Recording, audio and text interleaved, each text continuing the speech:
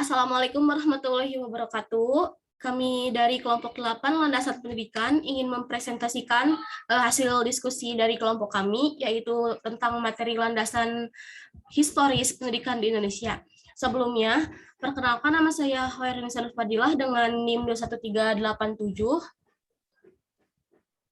Perkenalkan, nama saya Ratna Dewi dengan NIM 2101179. Perkenalkan, nama saya Lia Rahmania dengan NIM 210663. Perkenalkan, nama saya Fairusafa Rafifah dengan NIM 2102225. Lanjut ke materi. Materi pertama akan dijelaskan oleh Fairuz Afra Rafifah. Pengertian landasan historis adalah berupa fakta-fakta yang dijadikan dasar bagi pengembangan pendidikan Pancasila, baik menyangkut formulasi, tujuan, pengembangan materi, rancangan modal pembelajaran, dan evaluasinya. Pendidikan pada zaman purba hingga zaman pemerintahan kolonial Belanda. Zaman purba yaitu kebudayaan zaman yang dikenal sebagai Paleolitik dan Neolitik. Masyarakat memiliki sertifikasi sosial yang tegas dan memiliki kepercayaan yang dianut oleh animisme dan dinamisme. Tujuan zaman purba ini agar generasi muda dapat mencari nafkah, membela diri, hidup bermasyarakat, dan taat terhadap adat dan nilai-nilai religi. Pendidikan ini berlangsung di dalam keluarga dan kehidupan masyarakat, tetapi belum berlangsung secara formal.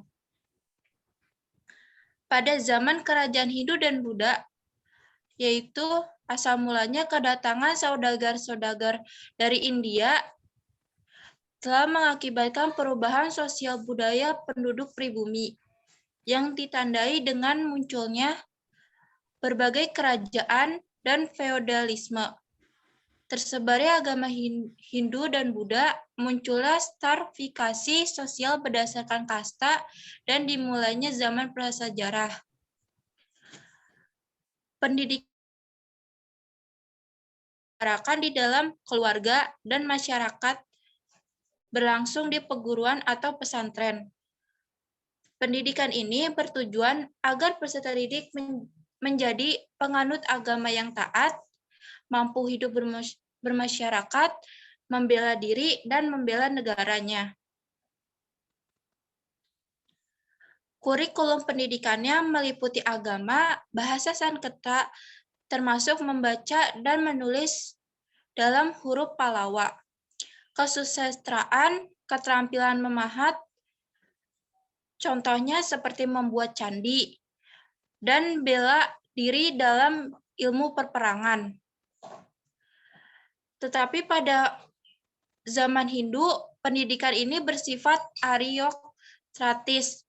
Metode pendidikannya adalah sistem guru kala. Zaman kerajaan Buddha berdiri yang muridnya di kedatangan negara tetangga. Dan zaman kerajaan Islam, yaitu kedatangan para saudagar beragama Islam, telah mengakibatkan perubahan di dalam masyarakat pribumi. Di dalam masyarakat pribumi, tersebarnya agama Islam yang bercorak Islami.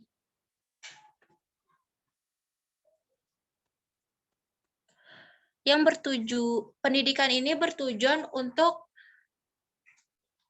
mengembangkan manusia yang bertakwa kepada Allah Subhanahu wa Ta'ala agar selamat dunia dan akhirat melalui pelaksanaan iman, ilmu, dan amal. Selain di dalam keluarga, pendidikan juga berlangsung di masjid dan pesantren. Pendidikan ini bersifat demokratis. Materi selanjutnya akan dipresentasikan oleh Lia Rahmania. Zaman pengaruh Portugis dan Spanyol. Pada awal abad ke-16, ke negeri kita datanglah bangsa Portugis, kemudian disusul oleh bangsa Spanyol. Selain untuk berdagang, kedatangan mereka juga disertai oleh misionaris yang bertugas menyebarkan agama Katolik. Pengaruh bangsa Portugis dalam bidang pendidikan utamanya berkenaan dengan penyebaran agama Katolik.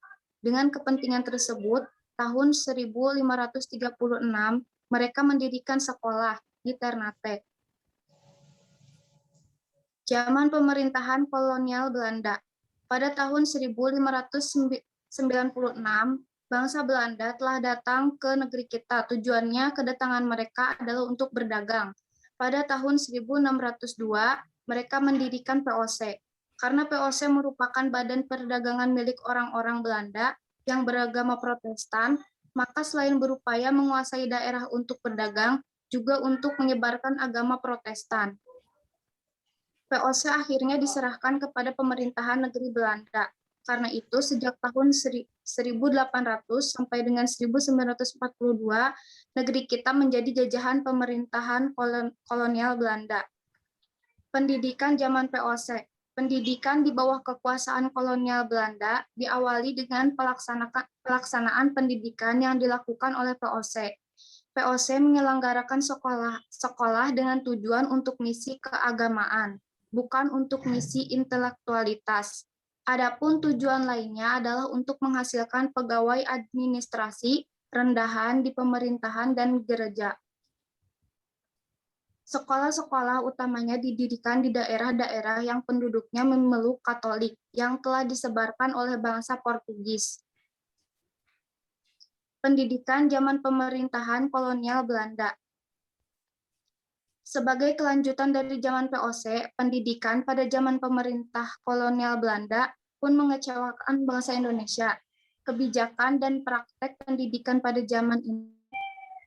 Tahun 1808, Gubernur Jenderal Dendles memerintahkan agar para bupati di Pulau Jawa menyebarkan pendidikan bagi kalangan rakyat, tetapi kebijakan ini tidak terwujud.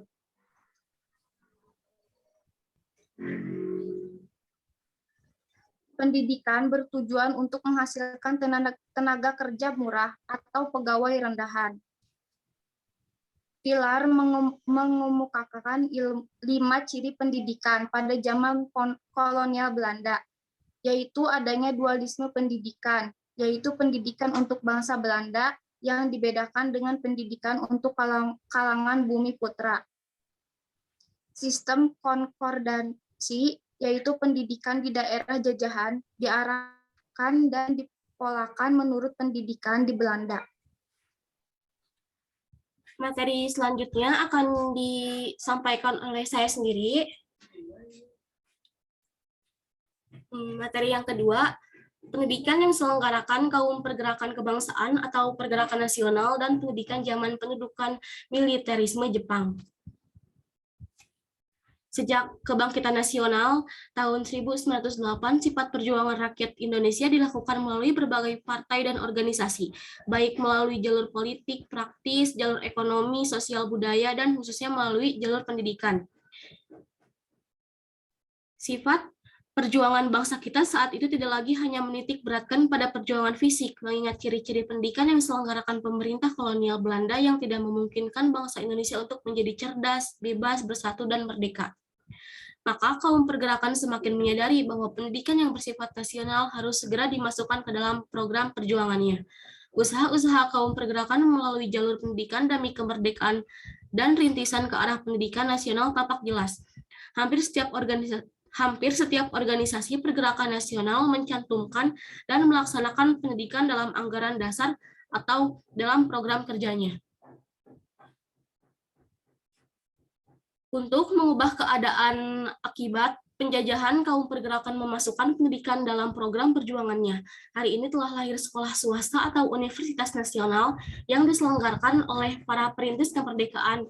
Sekolah pada awalnya memiliki 2 pola, yaitu satu sekolah yang berorientasi politik seperti Ki Hajar Dewantara, Taman Siswa, Dr. Daus Dekker atau Dr. Setiabudi atau Lembaga Kesatrian, dan Muhammad Syafi'i, INS Kayu Tanam, dan lain-lain. Yang kedua ada sekolah yang sesuai dengan tuntutan agama seperti yang diselenggarakan oleh Muhammadiyah atau Muhammadiyah, Nahdlatul Ulama, Sumatera Tawalib di Padang Panjang, dan lain-lain. Kebijakan dan praktek pendidikan yang diselenggarakan rakyat dan kaum pergerakan antara lain. Yang pertama ada R.A. Kartini.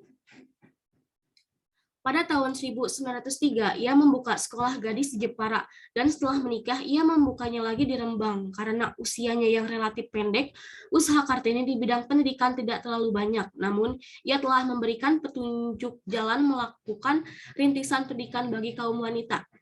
Cita-citanya memberikan gambaran perjuangan dan cita-cita kaum wanita Indonesia. Yang kedua ada Raden Dewi Sartika. Pada tahun 1904, ia mendirikan sekolah istri. Murid pertamanya berjumlah 20 orang. Makin lama muridnya bertambah. Pada tahun 1909, sekolah ini melepas lulusannya yang pertama dengan mendapat ijazah. Pada tahun 1912, di 9 kabupaten seluruh Pasundan telah dijumpai sekolah semacam sekolah istri Dewi Sartika. Yang ketiga ada Budi Utomo. Pada tahun 1908, Budi Utomo dalam kongresnya yang pertama 3-4 Oktober 1908 menegaskan bahwa tujuan perkumpulan itu adalah untuk kemajuan yang selaras buat negeri dan bangsa Indonesia, terutama dengan memajukan pengajaran, pertanian, peternakan, dagang, teknik industri, dan kebudayaan. Untuk itu, Budi Utomo pada tahun 1913 mendirikan Dharma Woro Study Funds dan mendirikan 3 sekolah netral di Solo dan 2 di Yogyakarta.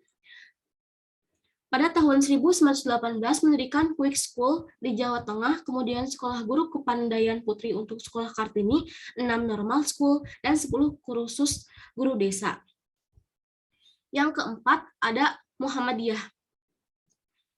Pada tanggal 18 November 1912, Kiai Haji Ahmad Dahlan mendirikan organisasi Perkumpulan Muhammadiyah di Yogyakarta.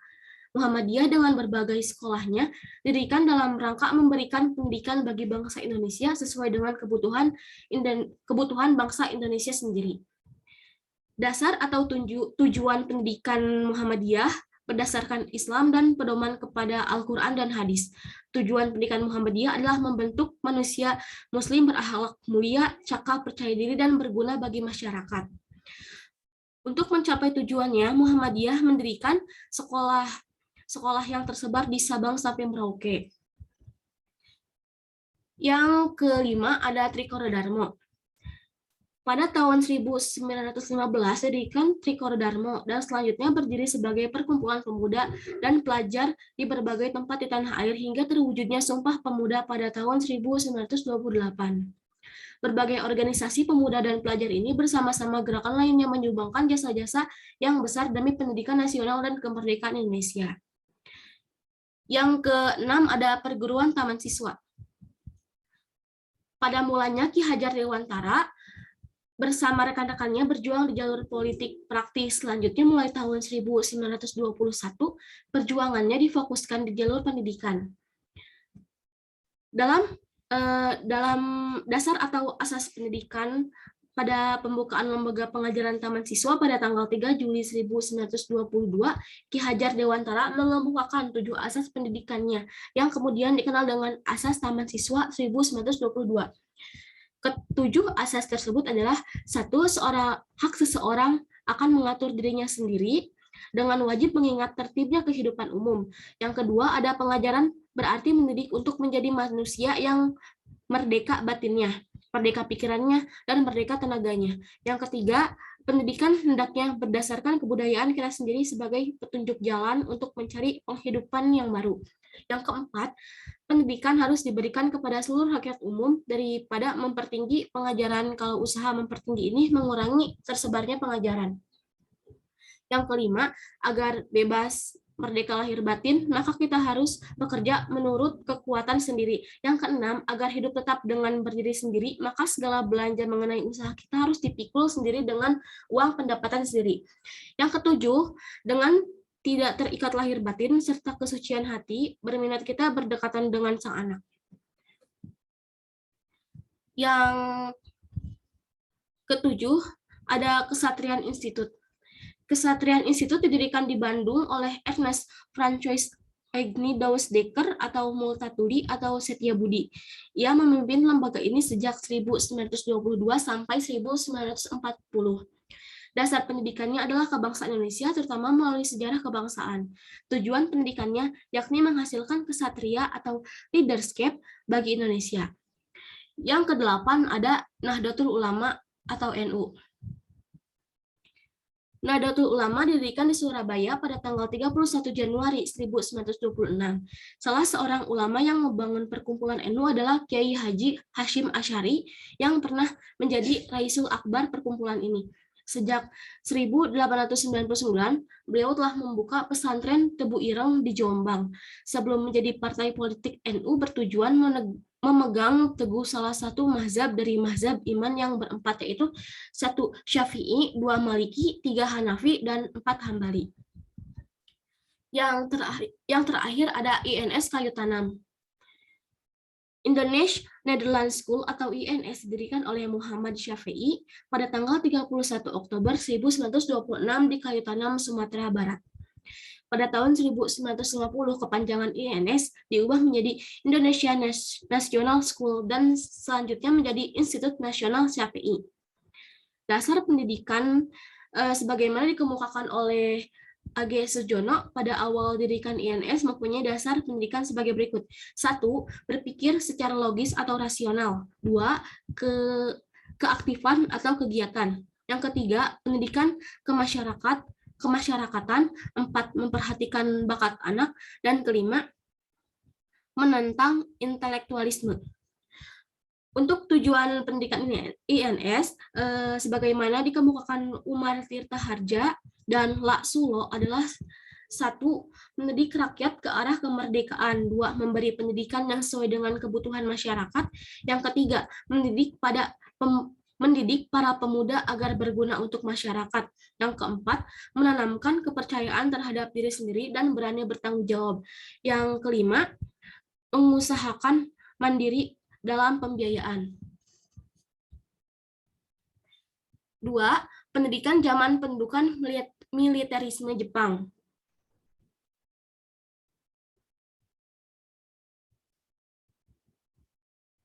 1. Tujuan dan isi pendidikan diarahkan demi kepentingan Perang Asia Timur Raya. Contoh, tiap pagi di sekolah-sekolah dimulai dengan menyanyikan lagu kebangsaan Jepang atau Kimigayo. Upacara pagi dilanjutkan dengan pengibaran bendera Hinomaru dan membungkuk untuk menghormat atau Tenohika. Tiap hari para siswa harus mengucapkan sumpah pelajar dalam bahasa Jepang, melakukan taiso atau senam, dan diwajibkan pula melakukan kinrohoshi atau kerja bakti. Yang kedua, hilangnya sistem dualisme dalam pendidikan. Sistem pendidikan yang bersifat dualistis membedakan dua jenis sekolah untuk anak-anak bangsa Belanda dan anak-anak Bumi Putra dihapuskan pada zaman Jepang. Sekolah bersifat terbuka untuk seluruh lapisan anak Indonesia, namun demikian hanya satu jenis sekolah rendah diadakan bagi semua lapisan masyarakat, yaitu sekolah rakyat 6 tahun, sekolah desa masih tetap ada dan namanya diganti menjadi sekolah pertama. Susunan jenjang sekolah menjadi A. Sekolah rakyat 6 tahun, B. Sekolah menengah 3 tahun, C. Sekolah menengah tinggi 3 tahun, D. Perguruan tinggi. Yang ketiga, sistem pendidikan menjadi lebih merakyat atau populis. Sebagaimana dikemukakan di atas, pada prinsipnya terjadi perubahan bahwa sekolah menjadi terbuka bagi lapisan masyarakat atau demokrasi pendidikan. Hapusnya sistem konkordansi dan masuknya sistem baru yang relatif lebih praktis dan terarah bagi kebutuhan masyarakat, meskipun kepraktisan tersebut lebih berarti untuk keperluan kemenangan Perang Jepang. Selain itu, bahasa Indonesia pertama kalinya dijadikan bahasa pengantar di sekolah dan dijadikan bahasa ilmiah, di samping tentunya bahasa Jepang, sedangkan bahasa Belanda dilarang untuk digunakan. Materi selanjutnya akan dijelaskan oleh Ratna Dewi. Baik, saya akan menjelaskan tentang pendidikan Indonesia periode tahun 1945 sampai 1969 dan masa pembangunan jangka panjang. Pada masa ini, usaha penting dari pemerintah Indonesia pada permulaan adalah tokoh pendidik yang telah berjasa dalam zaman kolonial menjadi Menteri Pengajaran. Dalam Kongres Pendidikan, Menteri Pengajaran dan Pendidikan tersebut membentuk panitia perancang RUU mengenai pendidikan dan pengajaran. Hal ini dimaksudkan untuk membentuk sebuah sistem pendidikan yang berlandaskan pada ideologi bangsa Indonesia sendiri. Pemerintah Indonesia berupaya melaksanakan pendidikan nasional yang berlandaskan pada budaya bangsa sendiri. Tujuan pendidikan nasional adalah untuk menciptakan warga negara yang sosial, demokratis, cakap, dan bertanggung jawab dan siap sedia menyumbangkan tenaga dan pikiran untuk negara. Praktek pendidikan selepas penjajahan menekankan pengembangan jiwa patriotisme. Praktek pendidikan tidak bisa dilepaskan dari lingkungan, baik lingkungan sosial, politik, ekonomi, atau maupun lingkungan lainnya. Pendidikan masa kemerdekaan. Tujuan dari pendidikan zaman kemerdekaan adalah untuk mengisi tata kehidupan dan pembangunan. Tujuan tersebut mengalami kendala, yaitu penjajah Belanda ingin menjajahi kembali sehingga kondisi ini menuntut kembali bangsa Indonesia berjuang secara politik dan fisik. Pada kondisi ini, pemerintah mulai mempersiapkan sistem pendidikan nasional sesuai amanat Undang-Undang Dasar 1945. Beberapa bulan setelah proklamasi kemerdekaan Menteri Pendidikan, Pengajaran dan Kebudayaan mengeluarkan instruksi umum agar para guru membuang sistem pendidikan kolonial dan mengutamakan patriotisme. Selanjutnya diawali dengan Kongres Pendidikan. Menteri PP dan K membentuk Komisi Pendidikan dan komisi ini membentuk panitia perancang Undang-Undang RUU mengenai pendidikan dan pengajaran. Masa pembangunan jangka panjang. Perencanaan pembangunan nasional di Indonesia dapat dikelompokkan menurut periode atau jangka waktu, dimensi pendekatan, dan menurut proses atau hierarki penyusunan. Perencanaan pembangunan yang didasarkan oleh periode waktu terdiri atas 1. Rencana untuk pembangunan jangka panjang atau PJP dengan periode 25 tahun. 2. Rencana pembangunan jangka menengah dengan periode 5 tahun atau REVELITA. Dan 3. Rencana jangka pendek tahunan yang tertuang dalam RAPBN. Rencana jangka panjang disebut rencana pembangunan jangka panjang yang disusun dalam GBHN. GBHN memuat dasar filosofi, arah, dan tujuan pembangunan Indonesia dalam PJP yang meliputi jangka waktu 25 tahun ke depan sampai tahun 2018 yang terdiri dari rangkaian pembangunan jangka menengah 5 tahun. PJP diawali dengan REVELITA ke-6 yang merupakan rencana jangka menengah pertama dalam rencana jangka panjang kedua. Dalam rencana tersebut digambarkan upaya pencapaiannya melalui atau dalam berbagai kebijaksanaan dan kegiatan pemerintah yang didukung oleh APBN yang berlaku untuk 1 tahun anggaran. Terima kasih. Baik, itulah diskusi dari kelompok 8. Terima kasih. Wassalamualaikum warahmatullahi wabarakatuh.